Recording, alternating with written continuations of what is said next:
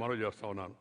శ్రీ సాంబమూర్తి గారు భిక్షాటక పూర్వక త్యాగరాజ ఆరాధన ఉత్సవాలు చేస్తే బాలుగారు నెల్లూరులోని తమ ఇంటిని వేద పాఠశాలకు సమర్పించారు, సొంత ఇంటిని. బాలుగారిలో ఉన్న ఒక గొప్ప వ్యక్తిత్వ వికాస నిపుణుడు అన్నారు. పాడుతా తీయగా వంటి కార్యక్రమాల్లో చిన్నారులను ఆయన ప్రోత్సహించే తీరు, వారికి జీవిత సత్యాలను బోధించే తీరు, సరైన పద్ధతిలో వాళ్ళు పాట పాడే విధంగా వాళ్ళకి మంచిగా ఓర్పుతో నేర్పుతో కావాల్సిన మార్పుతో చేయాల్సిన చేర్పుతో అవసరమైన కూర్పుతో పిల్లలను అద్భుతంగా తయారు చేసి మనకు కొత్త తరాన్ని సంగీత విద్వాంసులుగా తయారు చేసే అవకాశం మనకు కనిపించాడని చెప్పి సందర్భంగా మనం చేస్తాను. పిల్లల్లో సంస్కార బీజాలు చాటేందుకు వారు ప్రయత్నం చేశారు. ఎందుకంటే ముందు తరాల ద్వారానే మన భాషా సంస్కృత పరిరక్షణ ఈ యువతరం ద్వారా మాత్రమే సాధ్యమవుతుంది. పిల్లలకు నేర్పించాల్సిన విద్యాబుద్ధులు అనే విషయాన్ని తల్లిదండ్రులు గ్రహించాలి. సంస్కారం నేర్పని విద్య పండితులు తయారు చేయగలదేమో కానీ బాధ్యతాయుతమైన పౌరులను తయారు చేయలేదు.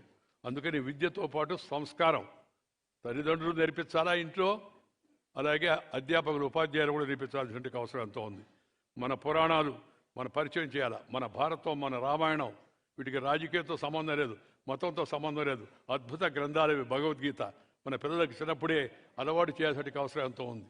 మనం పాశ్చాత్య వ్యామోహంలో కొట్టుముట్టాడి ఆ బ్రిటిష్ వాళ్ళు పోతా పోతా మన దేశాన్ని దోచుకొని మన మనసులో కూడా దోచుకొని ఇంగ్లీష్లో మాడితేనే గొప్ప, తెలుగులో మాడితే చాలా తక్కువ అనే భావన కనిపించిపోయారు. ఆ మమ్మీ డాడీ కలిసారు. దయచేసి అందరూ ఈ మమ్మీ డాడీ బీడీ కేడీ జాడీ ఈ జబ్బును వదిలేసి అమ్మా అమ్మా అంటే ఆర్తనాలని చూస్తుంది. నేను ప్రతి మీటింగ్లో చెప్తున్నాను, కావాలని ఇంటికి వెళ్ళి సాయంత్రం ఒకసారి చూడండి. మమ్మీ అనండి, మూతిలో నుంచి వస్తుంది. అమ్మా అనండి, అంతరాల నుంచి వస్తుంది. అద్భుతమైన ఆ భాషని, మన భాషను, మన తల్లి భాషను మనం ఇంట్లో, వీధిలో, గుడిలో, బడిలో, అమ్మ ఒడిలో ఎక్కడైనా సరే మన భాష వచ్చిన వాళ్ళతో మనం మన భాషలోనే మాట్లాడాలి. ఇది ప్రతి ఒక్కరూ కనీసం చేయవలసిన కర్తవ్యం అని చెప్పి మేము అందరూ కూడా మనం చేస్తున్నాను. బాలు గారు ఈ యొక్క టీవీ షోల్లో అప్పగించిన పనిని పూర్తి చేసి ఇంటికి వెళ్ళిపోవచ్చు. కానీ చిన్నారులకు 4 మంచి మాటలు చెప్పడాన్ని ఆయన ఒక బాధ్యతగా చూసుకునేవాళ్ళు. చాలా నాకు బాగా నచ్చేది. ఒక సమాజానికి అటువంటి మార్గదర్శకత్వం కావాల్సిన అవసరం ఎంతో ఉంది. ఆయన ఎంతో మంది యువ కళాకారులకు మార్గదర్శనం చేశాడు. తనకు సినీ గాయకునిగా జన్మనిచ్చిన సంగీత దర్శకుడు శ్రీ ఎస్పి కోదండపాణి గారి పేర రికార్డింగ్ థియేటర్ని నెలకొల్పారు, గురువు గుర్తుపెట్టుకొని. ఇదే రవీంద్ర భారతి ఆవరణలో ఘంటసాల గారి విగ్రహాన్ని ప్రతిష్ఠింపజేశారు. కేజే యేసుదాసు గారికి పాదాభిషేకం చేసి పెద్దల పట్ల గౌరవాన్ని, కృతజ్ఞతను చాటిన సంస్కారం బాలయ్య గారి సొంతం. మా తాత చెప్పేవాడు, రే ఎవరికి కాళ్ళకి దండం పెట్టకూడదు, అమ్మా నాన్న పెద్దలకు పెట్టాలి, పాటలు చెప్పిన గురువు పెట్టాలా, ఇంకెవరికి దండం పెట్టకూడదని. ఇప్పుడు వాళ్ళకి తప్పితే మిగతా వాళ్ళందరికీ దండం పెడుతున్నారు చాలామంది. మనం చూస్తున్నాం రాజకీయ అవసరాలు, రాజకీయ అలవాటు కారణంగా. అది మంచిది కాదు. సంస్కారం మొదట మన తల్లిదండ్రులను గౌరవించాలి, వాళ్ళకి నమస్కారం చెప్పాలి మనం. ఎందుకంటే మనకు అద్భుతమైన ఈ జన్మనిచ్చిన వాళ్ళు గొప్పవాళ్ళు.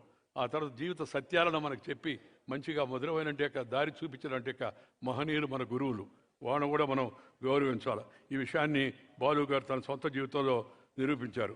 సినీ గాయకులకు, సంగీత దర్శకులకు బాలు గారు ఇచ్చిన గౌరవం ఆయన విరంబరతకు తార్కాణం.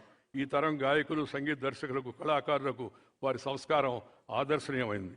బాలసుబ్రహ్మణ్యం గారు మన మధ్య భౌతికంగా లేకపోవచ్చు, కానీ ఆయన గొంతు, ఆయన పాట, ఆయన ప్రేమ మనల్ని ఎప్పటికీ వదిలి వెళ్ళవు. బాలు గారి చిరస్థాయిగా ఒక గాన గంధర్వుడుగా మన మధ్యనే ఉంటాడని చెప్పి నేను కోరుతున్నాను. ఈ కాంస్య విగ్రహం కేవలం లోహపు ప్రతిమ కాదు, ఆయన కళాత్మక ఆత్మకు, అభిమానుల ప్రేమకు నిత్య స్మృతి చిహ్నం ఇది అని చెప్పని నేను అనుకుంటున్నాను. ఇలాంటి కార్యక్రమాలు యువతరానికి మన సంస్కృతిని, గొప్ప కళాకారు గొప్పతనాన్ని తెలియజేయడానికి ఎంతో ఉపకరిస్తాయి. మన భాషను, సంస్కృతిని రక్షించుకోవడమే బాలు గారికి మనం ఇచ్చే విలక్షణమైన నివాళి.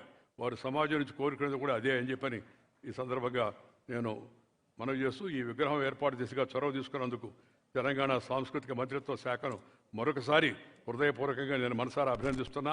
అలాగే ఆ రూపకల్పనలో తోడ్పడిన ఇతర కమిటీ సభ్యులందరికీ కూడా పేరు పేరున అభినందనలు తెలియజేస్తూ, ఇంత మంచి కార్యక్రమానికి నన్ను పిలిచినందుకు కూడా నేను నిర్వాహకులకు ధన్యవాదాలు తెలియజేస్తూ మీ దగ్గర సెలవు తీసుకుని నమస్కారం. జై Hind. Thank you sir, thank you so much.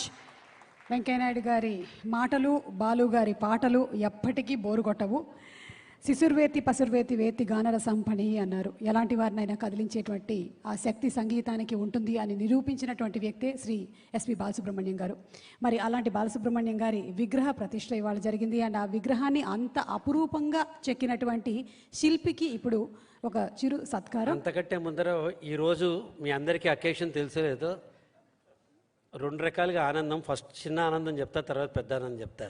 సుమగారితో కలిసి ఈ వేదిక పంచుకునే అదృష్టం వచ్చింది, అది నాకు ఆనందం. గారు అన్ని తిట్టారు నన్ను, నాకు అర్థమైంది. బట్ ఈ రోజున ఏంటంటే, ఎందుకు ఈరోజే విగ్రహావిష్కరణ చేసామంటే, ఈరోజు బాలు గారు ఫస్ట్ పాట పాడిన రోజు కాబట్టి. మరి ఆ పాట అట్లా ఊరికే పాడేలా, ప్రతి కళాకారుడికి ఉండే ఒక సంఘర్షణ అయిపోయింది. మర్యాద రావన్న సినిమాలో బాలుగారి చేత పాట పాడించి రేపు పొద్దునే రికార్డింగు కారు వస్తుంది అన్నారు. వాళ్ళు హడావిడిలో కారు పంపించాల. ఈయనేమో అవకాశం పోయిందో లేదో తెలియదు. అప్పుడు బాధపడుతూ ఉంటే ఒక మిత్రుడు తన సైకిల్ మీద బాలుగారిని ఎక్కించుకుని రికార్డింగ్ థియేటర్కి తీసుకెళ్లారు. ఆ మిత్రుడు ఇక్కడ ఉండటం, బాలుగారి మిత్రుడు అవటం, మనం వారిని ఈనాటి ముఖ్య అతిథి శ్రీధర్ బాబు గారి చేతుల మీదుగా సత్కరించుకున్న తర్వాత శిల్పి గారికి సత్కారం చేద్దాం. కెన్ వి కాల్ శ్రీ జీవి మురళి గారు, ద ఫ్రెండ్ ఆఫ్ బాలు గారు, who is with Balu sir for his life time, to come on to the dais please. Murali గారికి సాదర స్వాగతం పలుకుతున్నాము. ఆ రోజున కారు లేకపోయేసరికి సైకిల్ మీద బాలు గారిని తీసుకెళ్లినటువంటి వ్యక్తి వీరే. అప్పటి నుంచి ఇప్పటి వరకు కూడా ఆ అనుబంధం అలాగే కొనసాగుతోంది. మరి మురళి గారిని సత్కరించడం మన కనీస ధర్మం. శ్రీధర్ బాబు గారి చేతుల మీదుగా మురళి గారికి చిరు సత్కారం.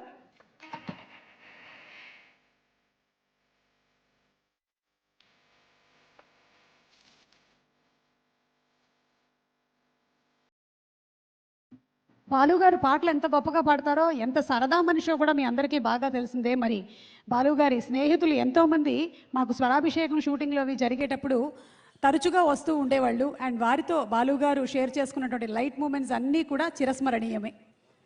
బాలుగారి మీద పుస్తకంతో పాటు మీరందరూ మనమందరం కుళ్ళుకునే ఒక సంఘటన జరుగుతుంది ఈ రోజున.